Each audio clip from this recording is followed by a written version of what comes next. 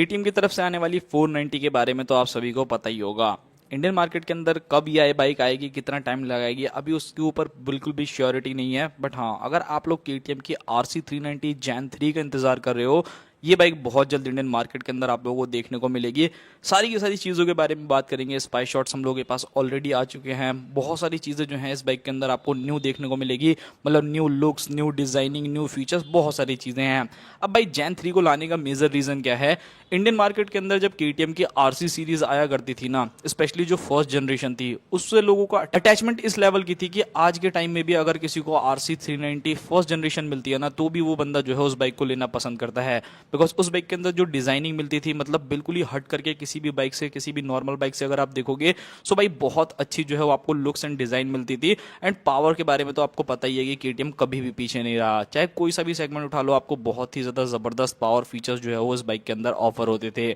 But जब Indian market के अंदर भाई केटीएम ने अपनी RC390 को जब लॉन्च किया ना, मतलब जिसकी सेकंड जनरेशन थी, उसके लुक से जो है लोग उतने ज्यादा खुश नहीं है। इवन अगर आप लोग RC200 को भी देखोगे ना, तो बहुत कम लोग जो है उस बाइक को लेना पसंद करते हैं। ऐसे फैंस हैं जो कि उस बाइक को पसंद करते हैं, तो वही उस बाइक को लेना पसंद करते हैं। अदरवाइज अगर मैं किसी और को देखूँ ना, तो वो कहीं ना कहीं ऐसा निगलेक्ट ही करता है कि नहीं यार, ये बाइक के लुक्स मुझे पर्सनली पसंद नहीं आए। खैर, वो सारी चीजें छोड़ते हैं। आज की वीडियो में हम लोग बात करने वाले हैं आप लोगों की RC390 जो कि जैन 3 रहने वाली है। क्या क्या चीजें जो है इस बाइक के अंदर आपको मिलेगी, उन सभी चीजों के बारे में बात करेंगे। सो सबसे पहली चीज नजर डालते हैं भाई इस बाइक के जो है स्पाई शॉट्स पे, कि भाई आपको स्पाई शॉट्स में क्या क्या चीजें देखने को मिलती है।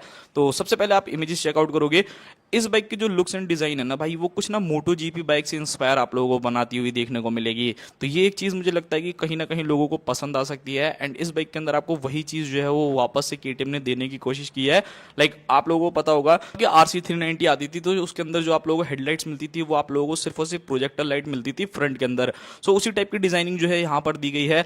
बाकी अगर आप छोटी मोटी चीजें और नोटिस करोगे, तो इस बाइक के अंदर आपको एलईडी इंडिकेटर जो है ना, वो बाहर की तरफ देखने को मिलेंगे। लाइक जैसे कि इससे पहले आप लोगों ने देखा होगा, जो आपके RC अभी स्टिल जो करंट जनरेशन आती है, उसके अंदर अगर आप लोग इंडिकेटर्स देखोगे ना, तो वो बॉडी के अंदर ही इंटीग्रेटेड है, मतलब आप लोगों को बॉडी के अंदर मिलते हैं। बट यहाँ पर आपको प्रॉपर जो है वो एलईडी इंडिकेटर्स देखने को मिलेंगे, जो मेरे को काफी ज्यादा पसंद आए। रियर लुक के बारे में बात करता हूँ कि रियर में आपको क्या चीजें देखने को मिलेगी। सो इस बाइक के अंदर से भाई अब टेल लाइट जो है वो रिमूव कर दी गई है। अब मैं कह नहीं सकता कि क्यों ऐसा किया है, हो सकता है भाई लाइट वेट करने के लिए किया हो, या बहुत सारी चीजें हैं जिसकी वजह से कंपनी ने किया हो, या थोड़ा सा और एडवांस जाना चाहती है। यहाँ पर अगर आप देखोगे तो इस बाइक के एलईडी इंडिकेटर्स के अंदर ही आपको टेल लाइट भी मिलेगी, मतलब इंटीग्रेटेड टेल लाइट रहने वाली है। इंडिकेटर्स एंड टेल लाइट जो है वो दोनों ही आप लोगों को यहाँ पे मिलेगी। एंड इवन अगर ये चीज आप लोगों ने देखा होगा कि जो आपकी RC490 आ रही है ना, उसके अंदर भी आपको सेम यही चीज देखने को मिलती है। तो वो एक चीज रहने वाली है। बाकी अब अदर चीजों के बारे में बात करते हैं, तो यहाँ पर अगर आप पूरी की पूरी डिजाइनिंग को देखोगे, तो वो पूरी तरीके से मोटो जीपी से इंस्पायर आप लोगों को मिलती है।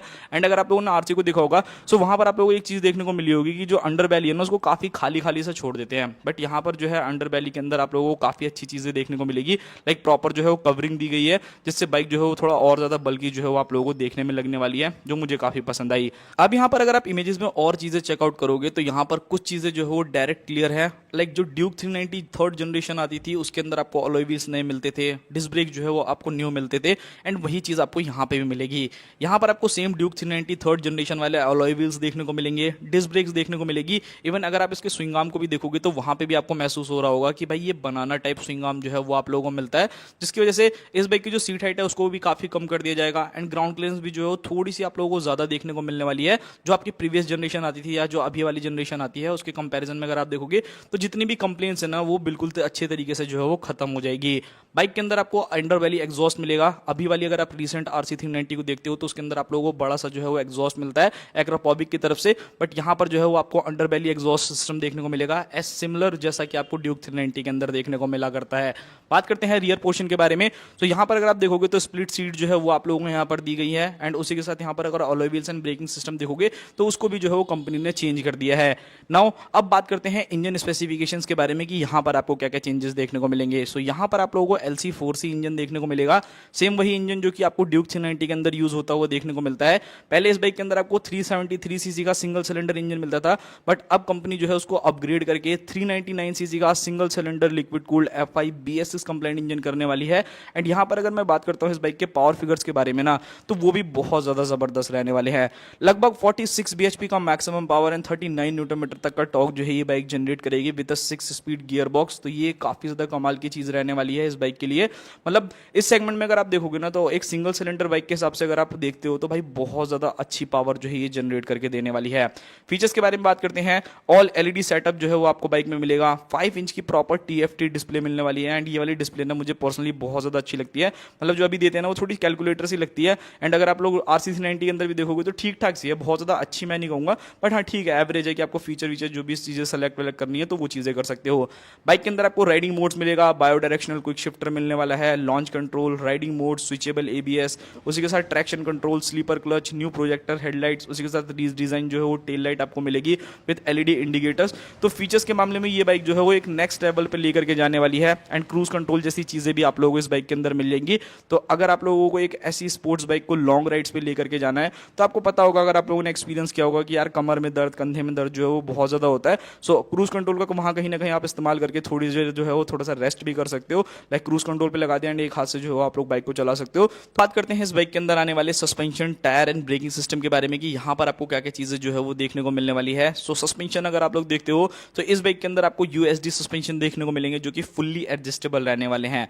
कंप्रेस करना चाहो, रिबाउंड करना चाहो, वो सारी चीजें जो है वो आप इजीली कर सकते हो। एंड रियर में अगर आप जाते हो तो बनाना स्विंग आर्म पे आपको मोनोशॉक एब्जॉर्बर्स देखने को मिल जाएंगे। सीट हाइट भी जो है इस बाइक की पहले से लो हो जाएगी, अभी शायद 835 mm के आसपास में सीट हाइट आती है, तो ये कहीं ना कहीं आप लोगों को 810 mm के आसपास में जो है वो देखने को मिले, 815 mm के आसपास में मिले। तो KTM की जो RC सीरीज है या ड्यूक सीरीज आया करती थी ना पहले, उनमें ये चीज की बहुत दिक्कत होती थी कि शॉर्ट राइडर जो है उन बाइक्स को उतना नहीं चला पाता था, उतना कंफर्टेबली नहीं चला पाता था। बट ये चीज जो है वो आप लोगों के लिए और ज्यादा कंफर्टेबल हो जाएगी। तो रियर वाले सस्पेंशन को भी आप एडजस्ट कर सकते हो एंड फ्रंट तो आपको फुल्ली एडजस्टेबल मिलेगा ही।